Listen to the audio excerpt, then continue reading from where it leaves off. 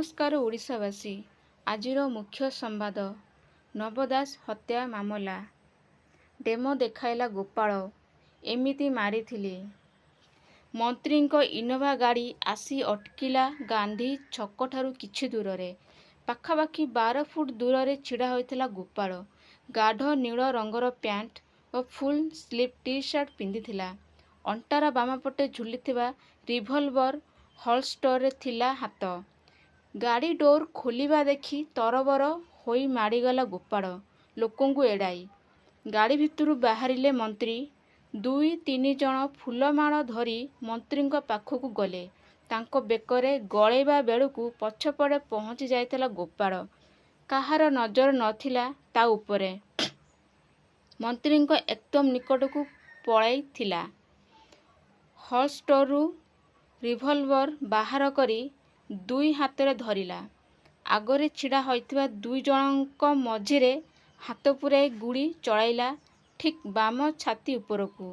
मात्र फुटे दूररू लत करी कार सीट रे बसी पड़िले मंत्री निज छाती को धरी। नवदास हत्याकांडर सीन रिक्रिएशन दृश्य थिला एमिति। अभियुक्त गोपाल दास आज क्राइम स्पॉट रे गुड़ी करी किभली हत्या करिछि ताहा डेमो देखाइले तदंतकारी दलकू।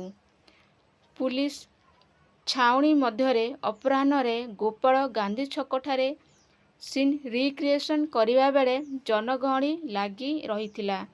क्राइम ब्रांच अधिकारी माने तुहा को तुहा गोपाल को घटना किभली घटिथिला ताहा करी देखाइबाकू कहिथिले। गोपालर पुलिस हेफाजत अवधि बुधवार सरुछि। आउ 4 दिन रिमांड आवेदन करिबाकू क्राइम ब्रांच योजना करिछि। स्वास्थ्य मंत्री नवकिशोर दासଙ୍କୁ हत्या कराजिबार 10ମ दिनरे क्राइम सीन रिक्रिएशन पूर्वरु गोपालଙ୍କ पत्नी जयंती ओ भाई सत्यनारायणଙ୍କୁ झारसुगुड़ा अणाଯାଇ स्थानीय ओएसएपी 2 बेटालियन परिसर रे एक कोठरी मध्य दुहींकु मुहांमुही जेरा करा जायथिला। क्राइम ब्रांच अधिकारी माने उभय पति पत्नी को विभिन्न प्रश्न पचारिथिले।